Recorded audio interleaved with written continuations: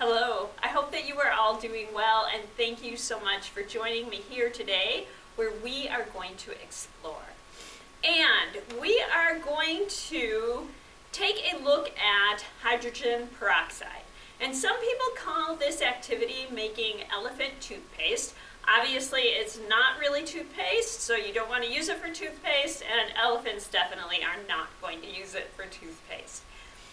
But what we will do is take a look at what happens to hydrogen peroxide when it comes in contact with certain substances.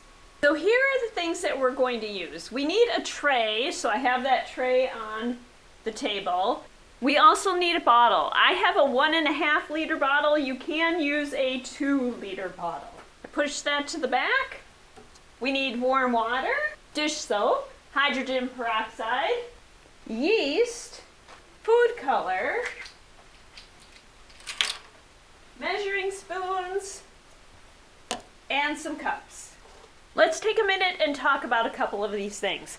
So this is hydrogen peroxide. It's sold in the dark brown bottles. So the chemical formula for hydrogen peroxide is H2O4.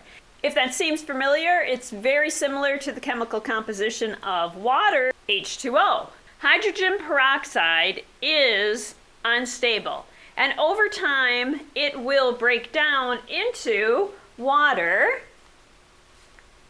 plus oxygen.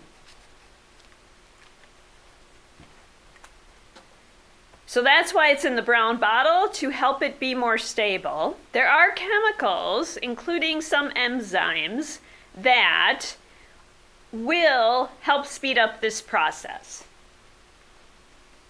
Now let's talk a little bit about yeast.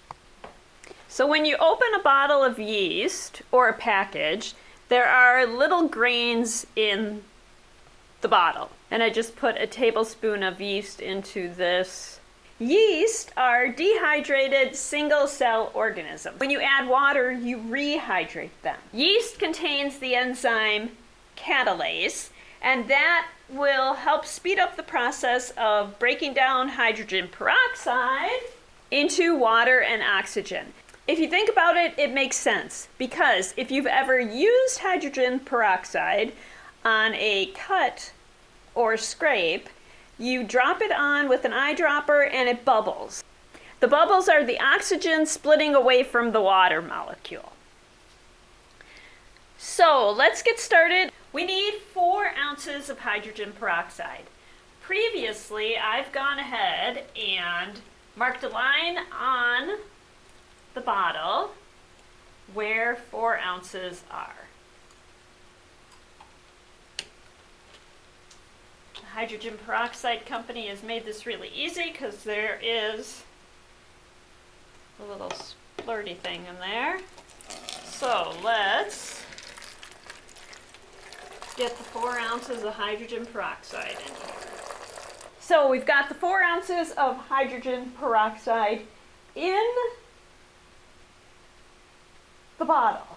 We're going to add a few drops of food color, and I think I'm going to go pink.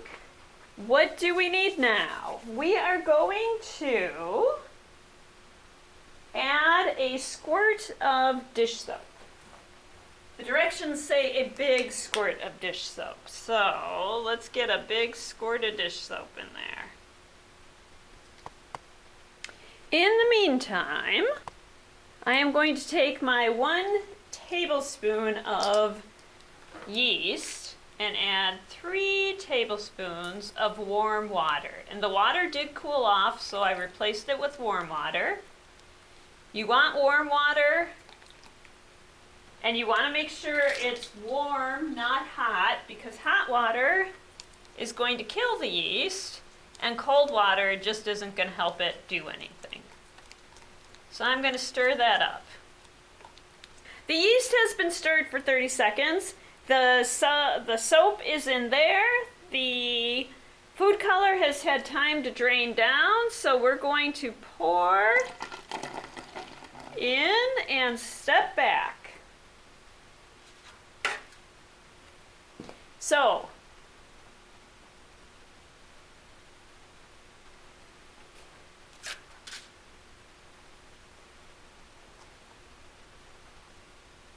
It is expanding.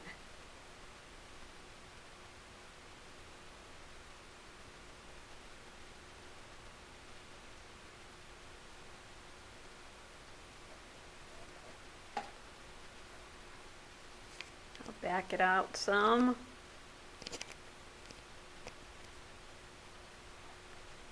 So I don't know if you can see that, but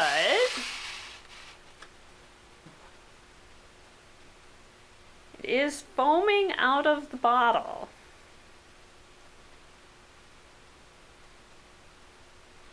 And I'll take you off the tripod and move you down a little. I'll pause you for a second.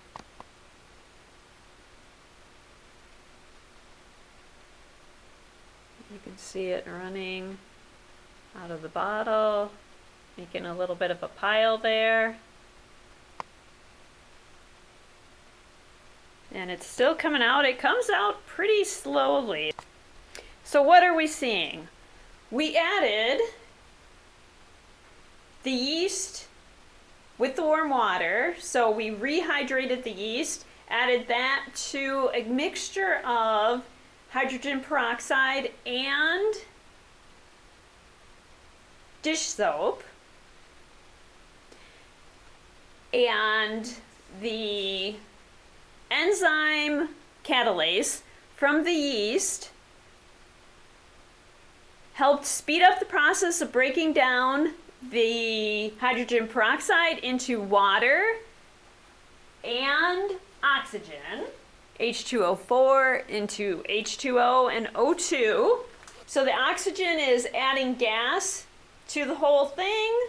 The suds are making the bubbles, and we see this process happen.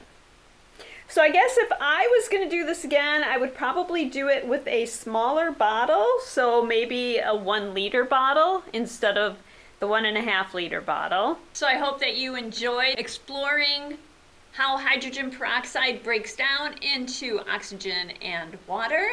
And I hope that you will give it a try. Be careful, wear gloves if you're using the hydrogen peroxide so you don't get that on your hands. And make sure you use a tray that can catch all of the mess.